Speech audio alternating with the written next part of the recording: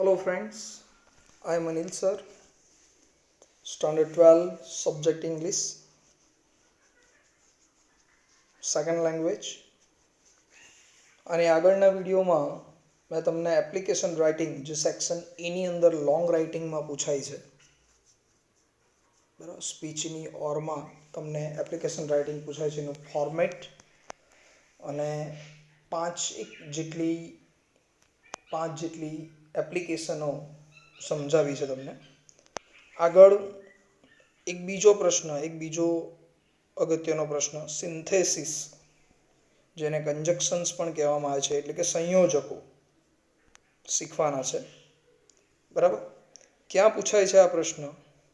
તો આ પ્રશ્ન તમને જે ગ્રામરના ટોપિકનું નામ છે એ છે સિન્થેસિસ અથવા કંજંક્શન્સ કહેવામાં આવે છે, એટલે કે સંયોજકો કહેવામાં આવે છે.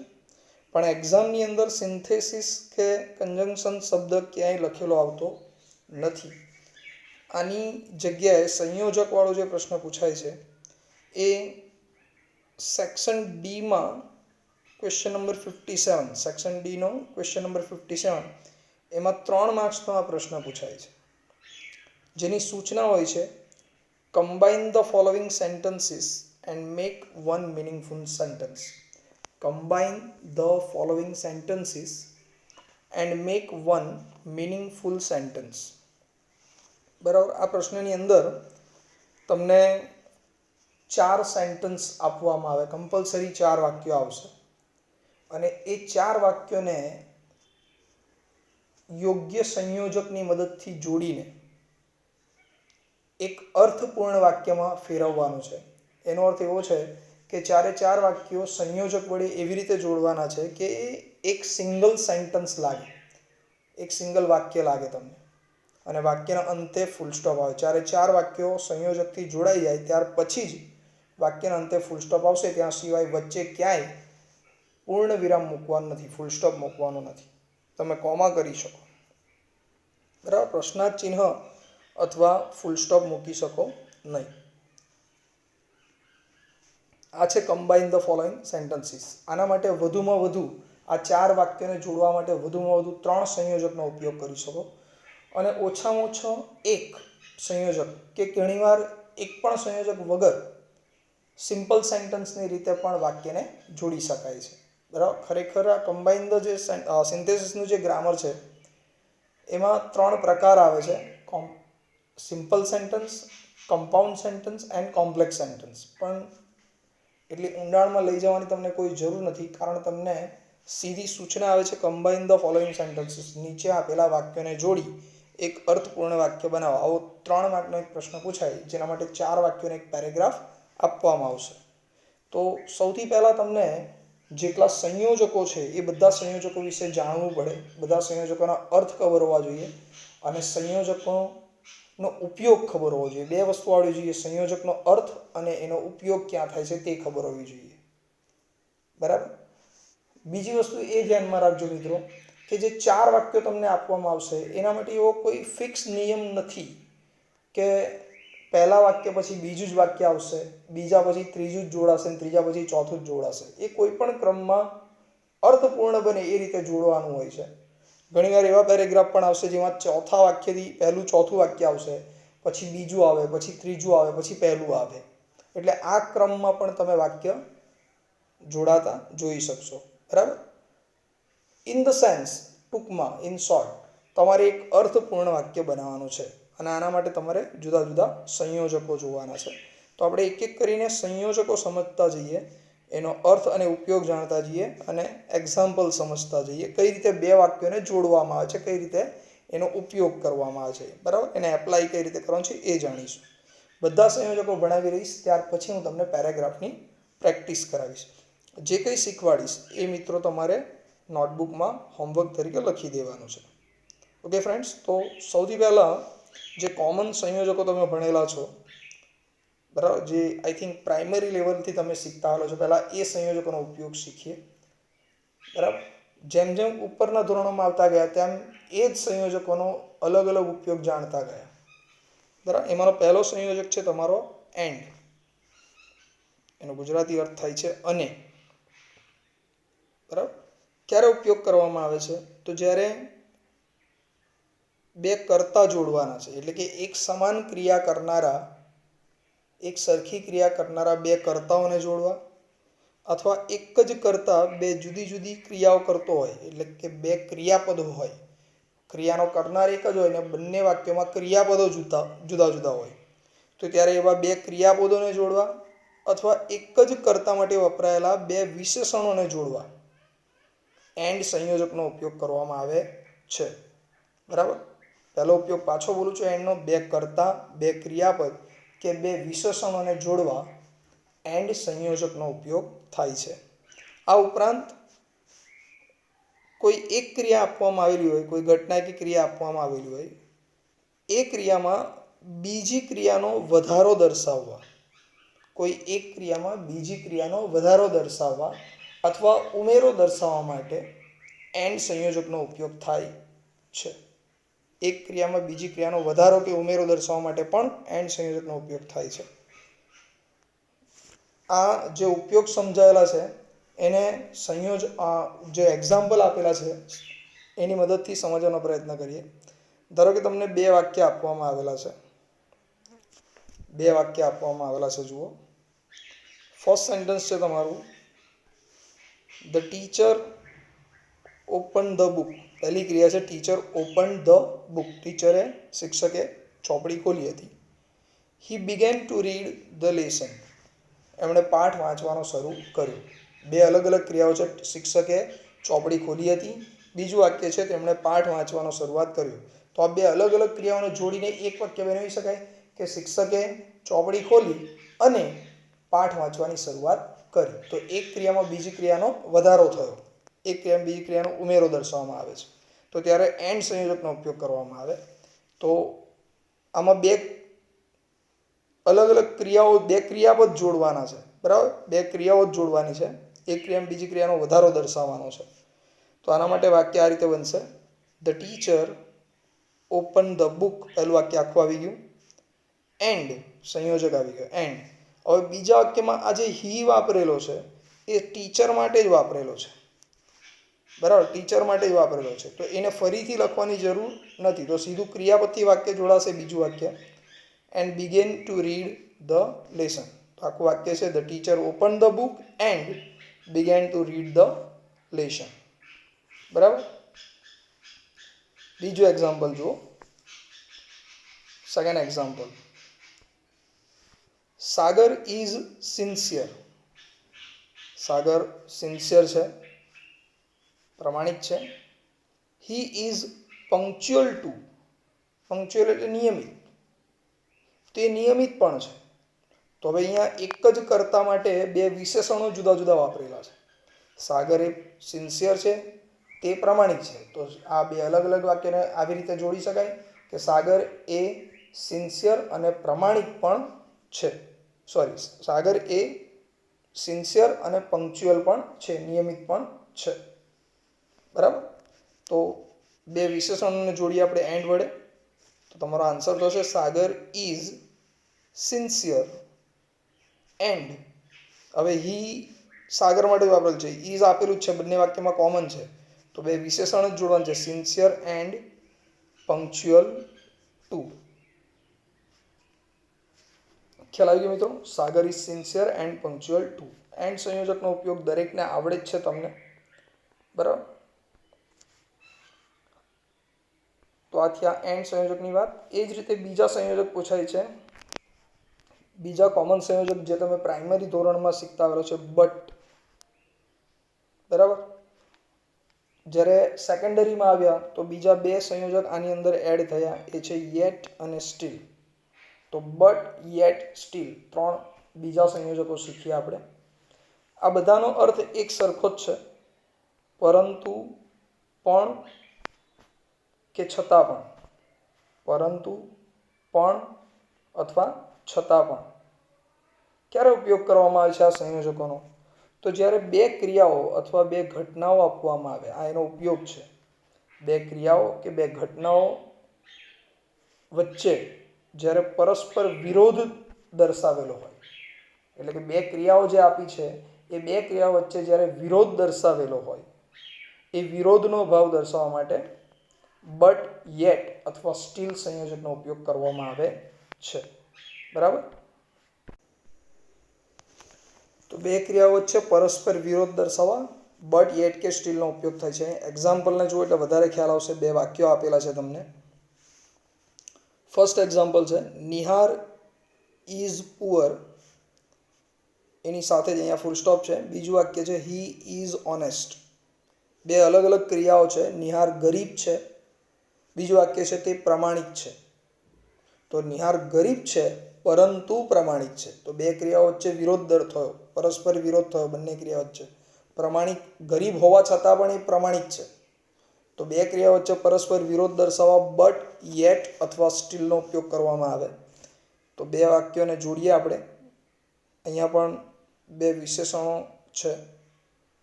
તો એ વાક્ય આ રીતે જોડાશે. નિહાર ઇઝ પુઅર બટ અથવા yet he is honest. Nihar is poor but અથવા યેટ હી ઇઝ ઓનેસ્ટ. અહીંયા સ્ટીલ પણ મૂકી શકાય છે. બરાબર. તો એ ગરીબ છે પરંતુ પ્રમાણિક છે. એવી રીતે બીજું વાક્ય છે second sentence. Our neighbour is rich. અમારા પડોશી બહુ પૈસાદાર છે, અમારા પડોશી ધનવાન છે. He does not help the needy. The needy એટલે જરૂરિયાતમંદ. તે ક્યારેય જરૂરિયાતમંદને મદદ કરતા નથી.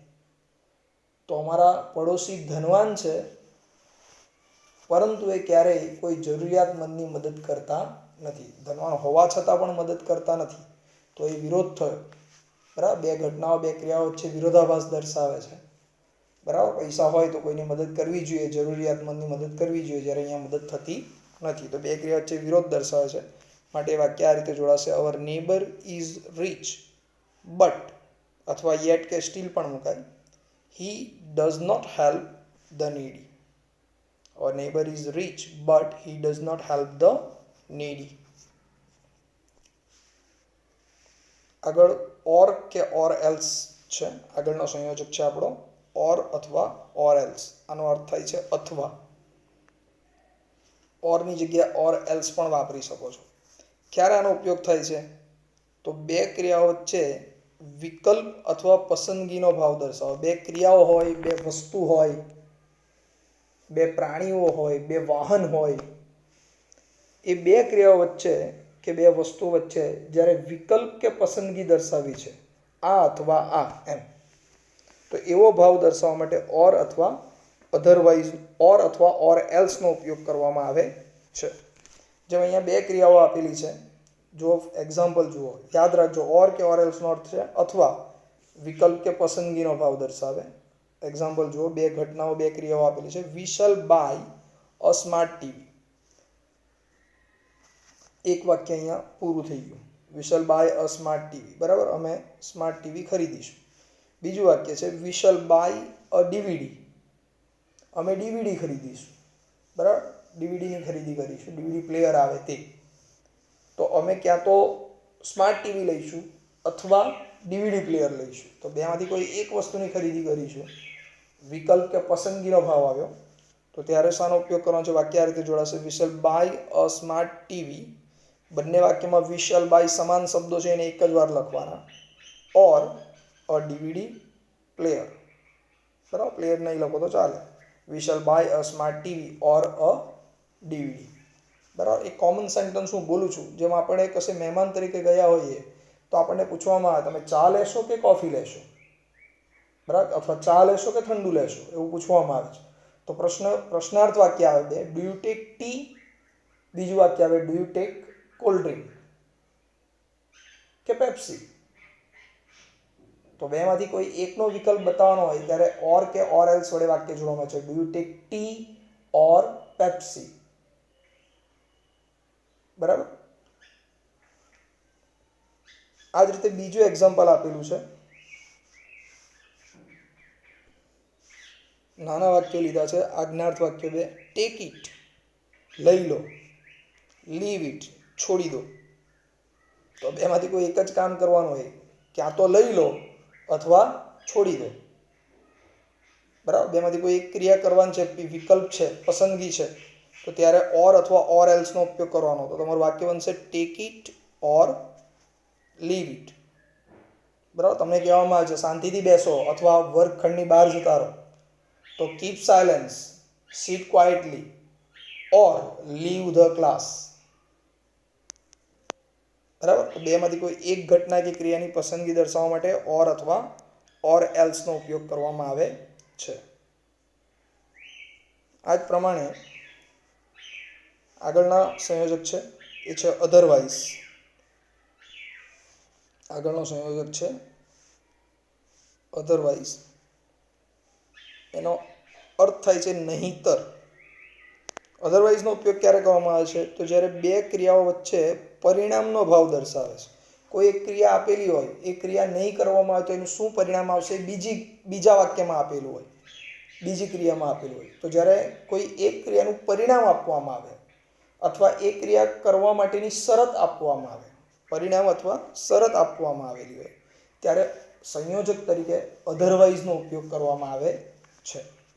બરાબર. આ ઉપરાંત જ્યારે કોઈ બે ક્રિયા વચ્ચે ચેતવણી કે ધમકીનો ભાવ દર્શાવેલો હોય, કોઈ ક્રિયા કરવાની ચેતવણી આપવામાં આવતી હોય અથવા ધમકી આપવામાં આવતી હોય, બરાબર, હોમવર્ક કમ્પ્લીટ કરીને લાવજો નહીંતર હું તમને ક્લાસની બહાર કાઢી મૂકીશ, તો આ એક ચેતવણી છે, ધમકી છે શિક્ષકની.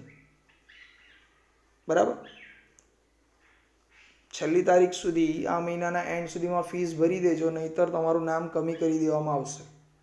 તો આ ચેતવણી છે, ધમકી છે. તો ત્યારે અધરવાઇઝ સંયોજકનો ઉપયોગ કરવામાં આવે છે. બરાબર. અને એક બીજી નોંધ જે અહીંયા મેં લખી નથી પણ હું તમને કહી દઉં છું કે સામાન્ય રીતે અધરવાઇઝ પછી આવતું વાક્ય ભવિષ્યકાળનું હોય અથવા મોડેલ ઓક્ઝિલરીઝ વાળું હોય. ભવિષ્યકાળ અથવા મોડેલ ઓક્ઝિલરીઝ વાળું હોય, એ ધ્યાન રાખજો. એટલે કેન મે વાળું હોય અથવા વિલ વાળું હોય. સેન્ટેન્સ જુઓ એટલે વધારે ખ્યાલ આવશે કે કઈ રીતે પરિણામ કે શરત દર્શાવવામાં આવે, કે ચેતવણી કે ધમકી આપવામાં આવે છે. બે વાક્યો છે અહીંયા. ફર્સ્ટ એક્ઝામ્પલમાં વોક ફાસ્ટ, વાક્ય પૂરું થઈ ગયું, એક આજ્ઞાર્થ વાક્ય છે, વોક ફાસ્ટ, ઝડપથી ચાલો. બીજું વાક્ય છે you will miss the train, તમે ટ્રેન ચૂકી જશો. તો જો તમે ઝડપથી નહીં ચાલશો તો એનું પરિણામ શું આવશે? એનું પરિણામ આવશે તમે ટ્રેન ચૂકી જશો. અથવા તમારે બીજી રીતે વિચારવું છે તો તમે એમ પણ કહી શકો છો કે ટ્રેન જો પકડવી હોય, ટ્રેન ચૂકવી ન હોય તો એના માટેની શરત છે તમારે ઝડપથી ચાલવું પડશે. બરાબર. તો તમને અથવા આને ચેતવણી પણ કહી શકીએ તમે કે ભાઈ ઝડપથી ચાલો નહીં તો ટ્રેન તમે ચૂકી જશો. તો જ્યારે પરિણામનો ભાવ આપવામાં આવેલો હોય, પ્રથમ ક્રિયાનું પરિણામ બીજી ક્રિયા પર પડતું હોય, ત્યારે અધરવાઇઝ સંયોજકનો ઉપયોગ કરવામાં આવે છે. તો તમારું વાક્ય આવી રીતે જોડાશે, ઝડપથી ચાલો નહીંતર તમે ટ્રેન ચૂકી જશો. તો walk fast otherwise you will miss the train. જો અધરવાઇઝ પછીનું વાક્ય ભવિષ્યકાળનું છે, walk fast otherwise you will miss the train. બીજું વાક્ય છે, બીજું એક્ઝામ્પલ, વર્ક હાર્ડ, વાક્ય પૂરું, વર્ક હાર્ડ, સખત મહેનત કરો. એના પછીનું વાક્ય છે you will fail in the exam, you will fail in the exam, સખત મહેનત કરો. બીજું વાક્ય છે તમે પરીક્ષામાં નાપાસ થશો. તો મહેનત કરો નહીંતર તમે પરીક્ષામાં નાપાસ થશો. નહીંતર પરિણામ આપેલું છે બીજી ક્રિયામાં, ચેતવણી આપેલી છે મહેનત કરો નહીં તો નાપાસ થશો, એનું પરિણામ ફેલર આવશે. તો તમારું વાક્ય બનશે work hard otherwise you will fail in the exam. Okay મિત્રો, તો આ થઈ ગયું તમારું એક બીજો સંયોજક અધરવાઇઝ. આ જ રીતે આગળ ત્યાર પછીનો સંયોજક આપેલો છે બીકોઝ, એઝ અથવા સિન્સ. ત્રણનો એક સરખો જ ઉપયોગ થાય, ત્રણનો એક સરખો જ અર્થ થાય એટલે એક સાથે લઈ લીધા છે. બીકોઝ, એઝ કે સિન્સનો અર્થ થાય છે કારણ કે. હવે ત્રણનો ઉપયોગ બી સમાન છે.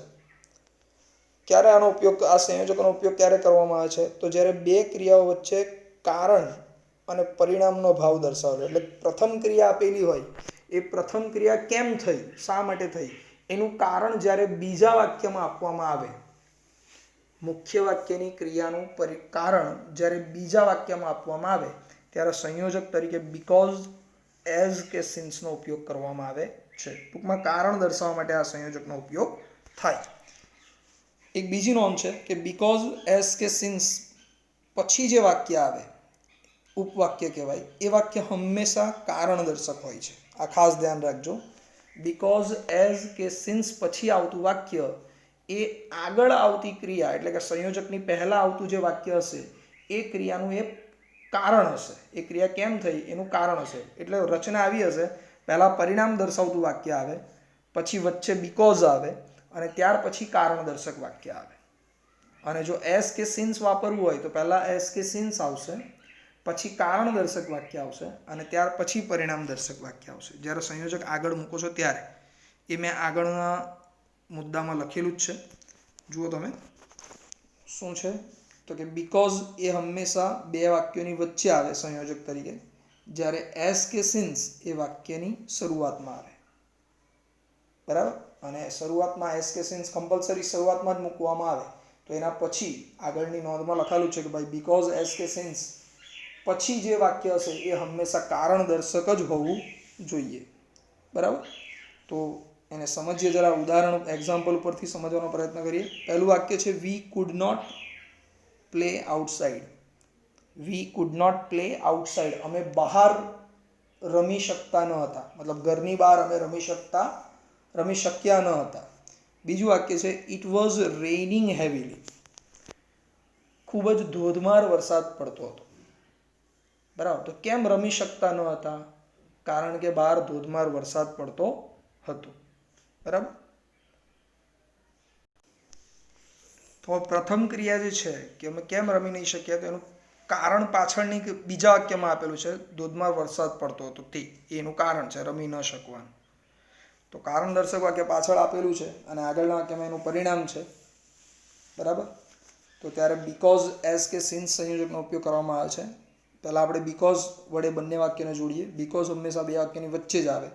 અને બીજું એ ધ્યાન રાખવાનું કે બીકોઝ પછી આવતું વાક્ય કારણદર્શક હોવું જોઈએ. બરાબર. તો પહેલાં પરિણામ શું છે? બંને વાક્યમાં પરિણામ છે we could not play outside. અમે બહાર રમી શક્યા ન હતા. કારણ કે એટલે કે બીકોઝ, કારણ કે ધોધમાર વરસાદ પડતો હતો. Because it was raining heavily. બરાબર. આ જ બે વાક્યોને એસ કે સિન્સથી જોડવા છે તો વાક્યની શરૂઆતમાં પહેલાં એસ કે સિન્સ મૂકી દેવાનું. હવે શરત એ યાદ રાખવાની કે એસ કે સિન્સ પછી હંમેશા કારણદર્શક વાક્ય આવવું જોઈએ. તો આ બંને વાક્યોમાં કારણદર્શક વાક્ય કયું છે? It was raining heavily. આ કારણદર્શક વાક્ય છે તો એને ઉચકીને આગળ લઈ લઈએ એસ કે સિન્સ પછી. S since it was raining heavily. હવે સંયોજક જો વાક્યની શરૂઆતમાં આવતો હોય તો બે વાક્યોને જોડતી વખતે આ ધ્યાન રાખવાનું કે જો સંયોજક શરૂઆતમાં મૂકતા હો તમે તો બે વાક્યની વચ્ચે કોમા કરી દેવાનું, અલ્પવિરામ કરી દેવાનું અને ત્યાર પછી બીજું પહેલું જે બાકીનું સેન્ટેન્સ છે પછી પાછળ લખી દેવાનું. તો આપણું પરિણામ દર્શાવતું વાક્ય હવે પાછળ આવશે we could not play outside. તો as since it was raining heavily we could not play outside. આવી રીતે જ બીજું એક્ઝામ્પલ જોઈએ. Mister Parmar consulted the doctor. Mister Parmar એ ડૉક્ટરને મળી આવ્યા. ડૉક્ટરને બતાવી આવ્યા હતા. હેલ્થ ચેકઅપ કરાવી આવ્યા. He was suffering from hypertension. કેમ ડૉક્ટરને કન્સલ્ટ કરી આવ્યા? કારણ કે તેઓ હાઇપરટેન્શનથી પીડાઈ રહ્યા હતા. તો પાછળ કારણ ક્યાં આપેલું છે? બીજી ક્રિયામાં. ડૉક્ટર પાસે જવાનું કારણ શું છે? તો કે એમને હાઇપરટેન્શનની બીમારી છે. બરાબર. પીડાતા હતા તેથી ગયા હતા. તો આ કારણદર્શક વાક્ય આપેલું છે એટલે સંયોજક તરીકે બીકોઝનો પહેલાં આપણે ઉપયોગ કરીએ. તો આ પરિણામવાળું વાક્ય છે. Mister Parmar consulted the doctor. ડૉક્ટરને કન્સલ્ટ કરી આવ્યા કારણ કે એટલે કે because he was suffering from hyper tension. કારણ કે તેઓ હાઇપર ટેન્શનથી પીડાતા હતા. આ જ બે વાક્યોને એસ કે સિન્સથી જોડવા છે તો એસ કે સિન્સ વાક્યની શરૂઆતમાં મૂકી દીધું છે આપણે. હવે કારણદર્શક વાક્ય આવવું જોઈએ. તો આપણું કારણદર્શક વાક્ય અહીંયા બીજું છે. આમાં હી એટલે કોણ? તો મિસ્ટર પરમાર. તો એ લખવું પડે તમારે આગળ. એસ સિન્સ મિસ્ટર પરમાર પછી કારણદર્શક વાક્ય આવવું જોઈએ. તો was suffering from hyper tension comma. હવે મિસ્ટર પરમારને આગળ લઈ લીધા. બરાબર. તો હવે અહીંયા મિસ્ટર પરમારની જગ્યાએ એનું સર્વનામ લઈએ હી. બાકીનું વાક્ય કન્સલ્ટેડ ધ ડૉક્ટર. તો as since mister Parmar was suffering from hyper tension he consulted the doctor. ખ્યાલ આવી ગયો મિત્રો? તો આ થઈ ગયા. શરૂઆત કરી છે આપણે સંયોજકોની. બરાબર. આગળ બીજા સંયોજક નેક્સ્ટ વિડીયોમાં તમને સમજાવીશ. Till then by friends.